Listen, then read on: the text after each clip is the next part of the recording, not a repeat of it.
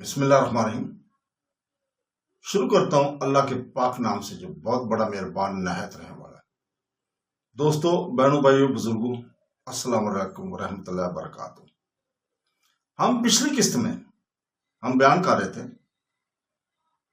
رتن بائی، راجکماری رتن بائی کے ساتھ وہ جو ہندو عورت تھی، بعد میں مسلمان ہوئی تھی، وہ اس کو بتا رہی تھی کہ میری یہ بات سن کر سردار کمال الدین نے آنکھوں میں آنسو لا کر کہا کہ تمہارا تو یہ خیال ہے، لیکن میری کیفیت یہ ہے کہ مجھے ہر لمحہ یہ فکر رہتی ہے کہ اور میں سخت مضطرب رہتا ہوں کہ میرے اعمال جو میری کوشش کے باوجود اسلام کے ذریعے اصولوں کے عین مطابق سرزد نہیں ہو رہے، کہیں آخرت میں میرے سدے راہ نہ ہوں اور مجھے اللہ تعالیٰ کے روبرو مزاحمت اور مصیبت میں گرفتار نہ کر دیں۔ سردار کمال الدین کی زبانی یہ الفاظ سن کر میری تو آنکھیں کھلی کی کھلی رہ گئی تھی اور میں نے خیال کیا کہ واقعی اللہ سب سے بڑا ہے اور یہ اللہ کے انسانوں کو عطا کردہ سچے مذہب اسلام ہی کا کرشمہ ہے کہ ایک ایسا پاک طینت انسان بھی جس کا ہر قول و فعل اسلام کے عین مطابق ہے، اپنی نیکیوں اور اچھائیوں پر مغرور ہونے کی بجائے کثر نفسی سے کام لیتا ہے اور اپنی ذات کو اسلام کے سانچے میں زیادہ سے زیادہ ڈالنے میں کوشاں ہے۔ اس کے بعد میں اپنے قومی تعصب کو ترک کرنے پر مجبور ہو گئی تھی اور یہ بات میری سمجھ میں آ گئی تھی کہ ایک نظام جس کے ہندو نمائندہ ہیں اور دمک زدہ اور بسیدہ ہے، اور دوسرا نظام جسے مسلمان پیش کرتے ہیں، زندگی سے اہم آہنگ ہے اور انسان کو پاکیزہ اور متحمد زندگی بسر کرنے کا درس دیتا ہے۔ اس کے بعد میں نے اسلام قبول کر لیا تھا۔ اب میری زندگی، میری عبادت، میری موت، سبھی کچھ اللہ تعالی کے لیے، خدائے وحدہ لا شریک کے لیے ہے اور میں کسی کو بھی، خواہ وہ پیغمبر ہو یا ولی اللہ تعالیٰ کا شریک نہیں ٹھہراتی۔ سردار کمال الدین بلا شک و شبہ ایک پاکیزہ، اتوار، نیک نفیس انسان ہے۔ مجھے ابھی ان کی مکمل حالات سے آگاہی حاصل نہیں ہوئی ہے۔ راجکماری نے کہا، مگر وہ حالات جو تم نے ابھی بیان کیے ہیں اگر درست ہیں تو ان سے پتہ چلتا ہے کہ کمال الدین ایک دنیا دار مذہبی انسان ہے، جو ایک بالکل نئی، مشکل اور عجیب بات ہے۔ اس کے ساتھ ہی میں یہ بھی کہوں گی کہ اگر کمال الدین پر یہ اثرات اسلام نے مرتب کیے ہیں تو واقعی اسلام اللہ تعالیٰ کی انعامات میں سے ایک انعام ہے جو انسانوں کو عطا ہوا ہے۔ میں نے آپ سے جو کچھ بیان کیا ہے اس کا ایک ایک حرف درست ہے۔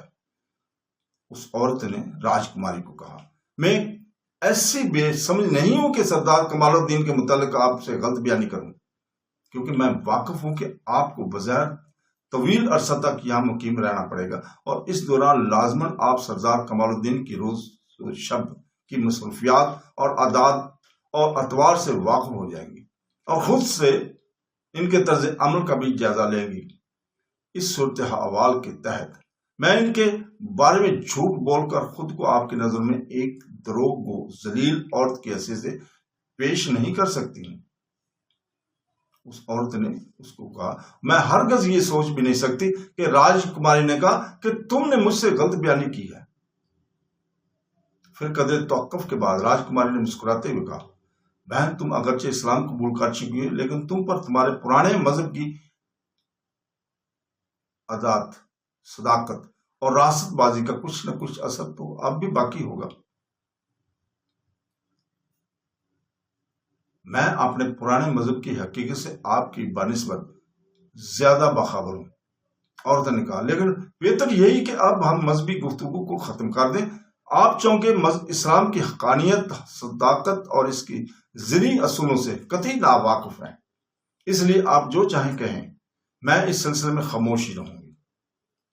مجھے تمہارے اسلام لانے میں قدر شبہ تھا، لیکن اب میں دیکھتی ہوں، راجکماری نے کہا، کہ تم صحیح معنوں میں پکی مسلمان ہو چکی ہے، کیونکہ اب تو تم اپنے آبائی مذہب کا نام تک لینا پسند نہیں کرتے۔ برا نہ مان جانا، میرے خیال میں تمہیں اپنے آبائی مذہب سے اس قدر بے انتہائی زہر نہیں کرنی چاہیے تھی. اپنے آبائی مذہب کا نام لینے میں کوئی حرج نہیں ہے. عورت نے کہا مگر میں یہ ضرور کہوں گی کہ مذہبی معاملے میں زیادہ خوش فہمی کسی طرح بھی مناسب قرار نہیں دی جا سکتی. چلیے ہم یہ قصہ ختم کرتی ہیں. آپ کا مذہب آپ کو اور میرا مذہب مجھے مبارک رہے. اچھا اب آپ میرٹھ کی تازہ حالات بیان کریں تاکہ کچھ وقت ماضی کی یادوں میں گزر جائے.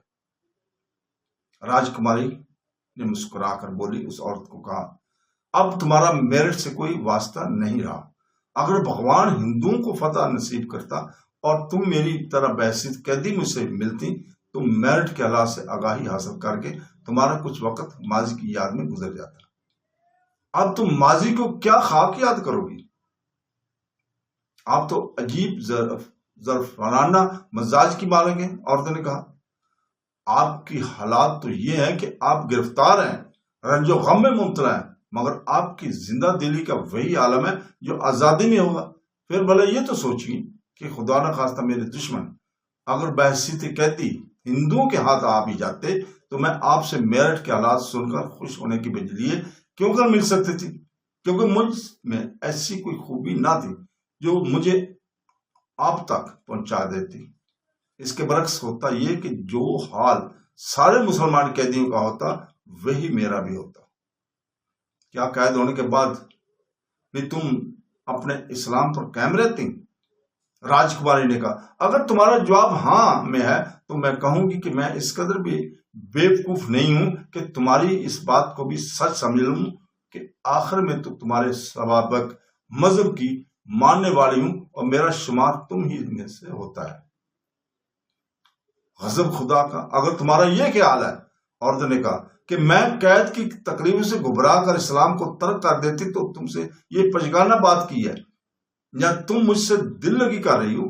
یہ تمہاری نادانی کا بین ثبوت ہے کہ تم ایسا سمجھتی ہو. میں کسی کے ظلم و ستم سے گھبرا کر اسلام نہیں لائی ہوں، نہ میں نے قید و بند کی تکلیفوں سے اسلام کو قبول کیا.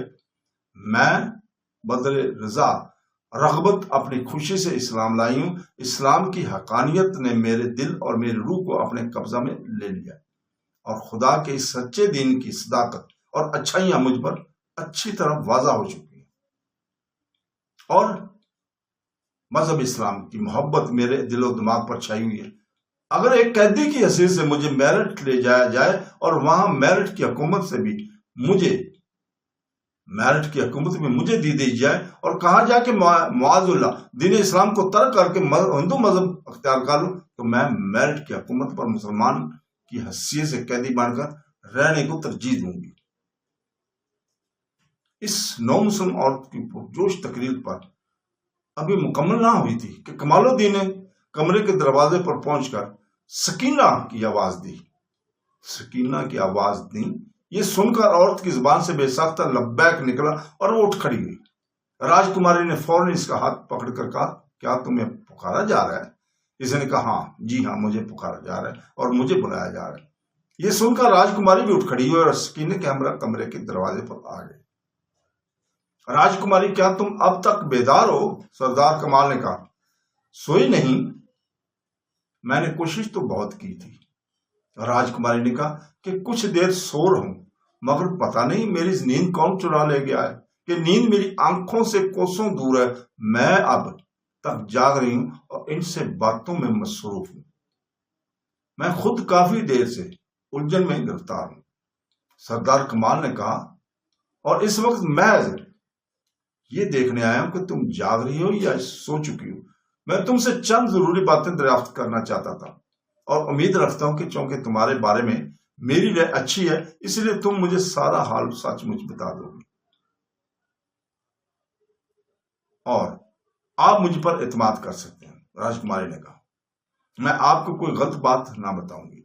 میں قسم کھا کر کہتی ہوں کہ آپ جو کچھ پوچھیں گے میں اپنی معلومات کے تحت آپ کو درست اور صحیح حالات سے مطلع کروں گی کیونکہ میں آپ کو ایک واجب الاحترام انسان تصور کرتی ہوں. میں صرف یہ دریافت کرنا چاہتی ہوں، سردار کمال نے کہا کہ میں صرف یہ دریافت کرنا چاہتا ہوں کہ کیا دلی میں بھی مسلمانوں پر ظلم و ستم روا رکھے جاتے ہیں؟ اور کیا دہلی میں بھی مسلمان قیدی موجود ہیں؟ علاوہ سے میرٹھ اور دہلی کے باغیوں کو کس کی شہر نے مسلمانوں کے مقابلے میں لا کے کھڑا کر دیا ہے؟ اور مسلمانوں پر سب سے زیادہ ظلم و ستم کس خطہ زمین پر وار یا رکھے جا رہے ہیں اور کیے جا رہے ہیں؟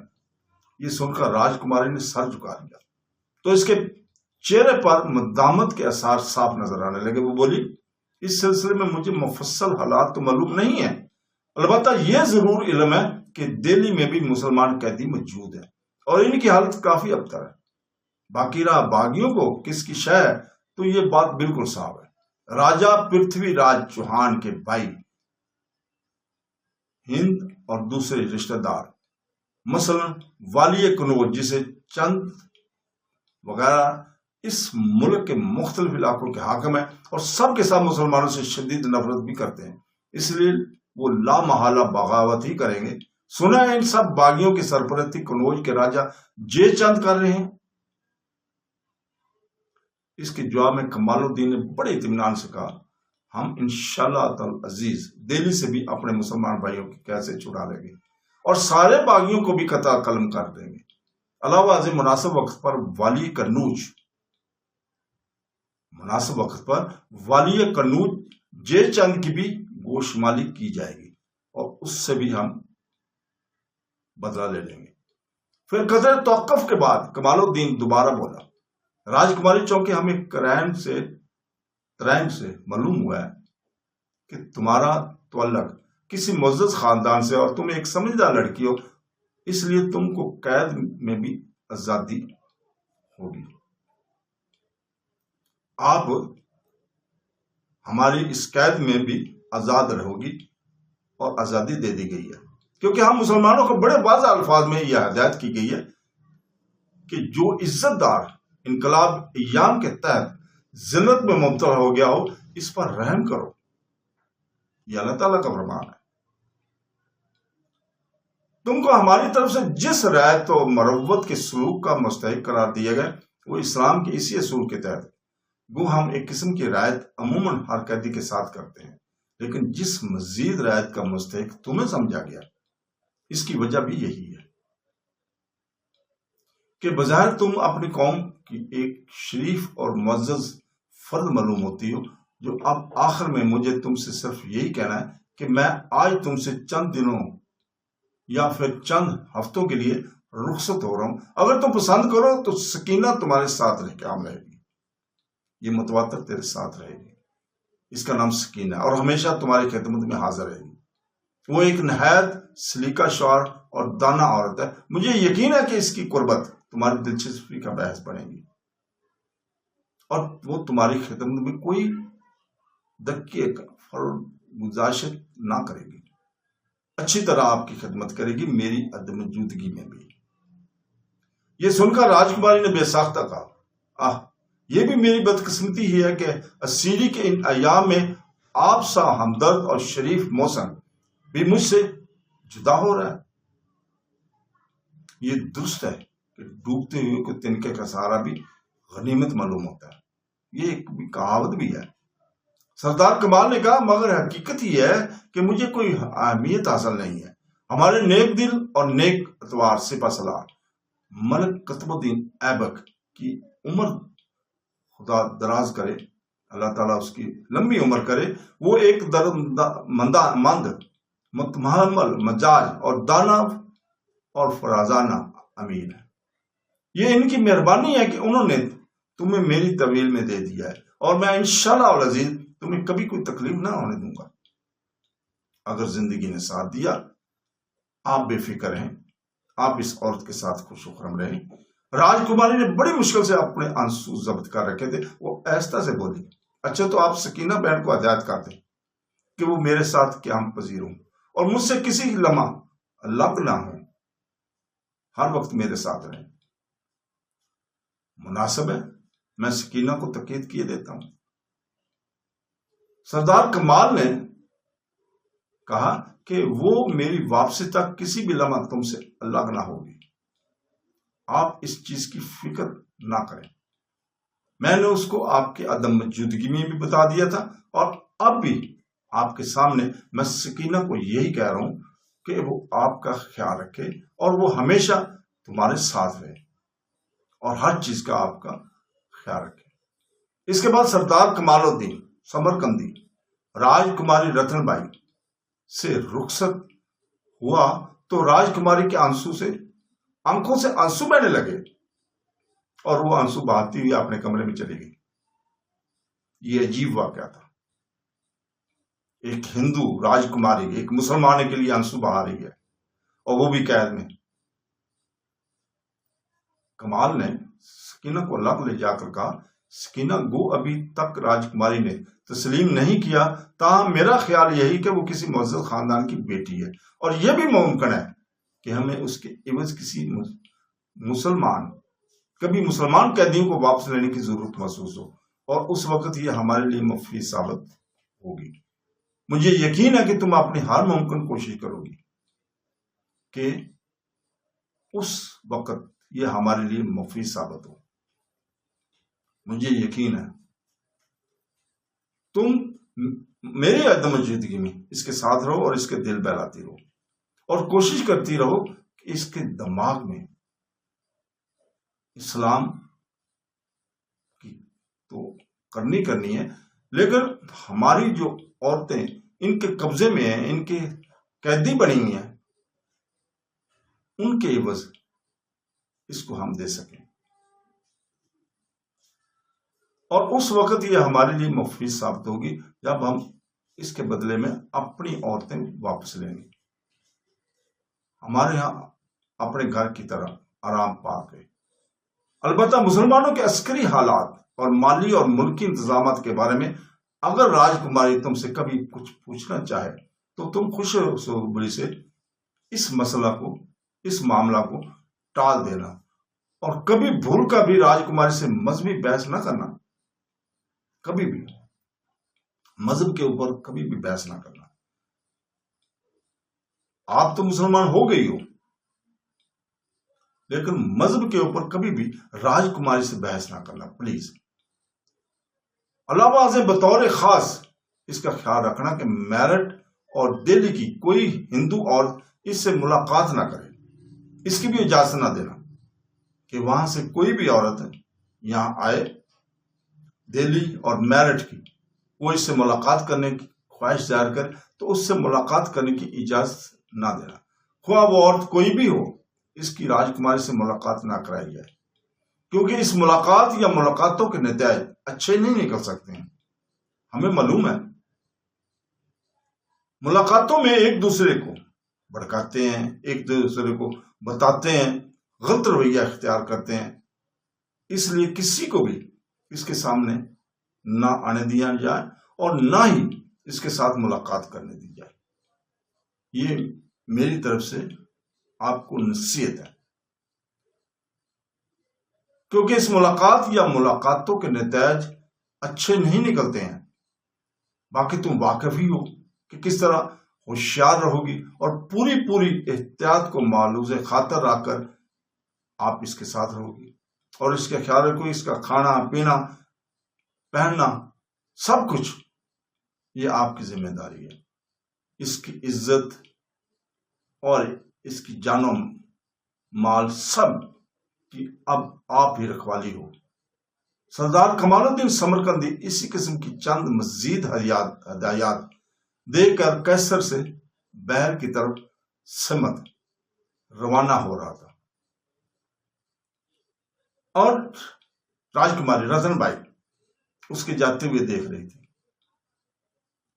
کمال الدین کو، اور دل میں کچھ سوچ رہی تھی جس کا اس نے ظاہر خیال نہیں کیا، لیکن آنکھوں سے پتہ چل رہا تھا، آنکھیں اس کے برس رہی تھی اور وہ اپنے بستر پر بیٹھی تھی، پتہ نہیں کن خیالوں میں گم تھی۔ رتن بائی راجکماری رتن بائی پتہ نہیں کہاں سے آئی تھی، کہاں کی قیدی تھی، کون سے خاندان سے تھی، لیکن وہ ایک معزز گھرانے کی لگتی تھی۔ یہ کمال الدین نے بھی دیکھا تھا اور اس عورت نے بھی، سکینہ نے بھی دیکھا تھا اور سکینہ اس کی رکھوالی کے لیے، اس کی ہمدردی کے لیے، اس کی دوست بن کر رہ رہی تھی اس کے ساتھ۔ یہ کمال الدین کمانڈر کا حکم تھا۔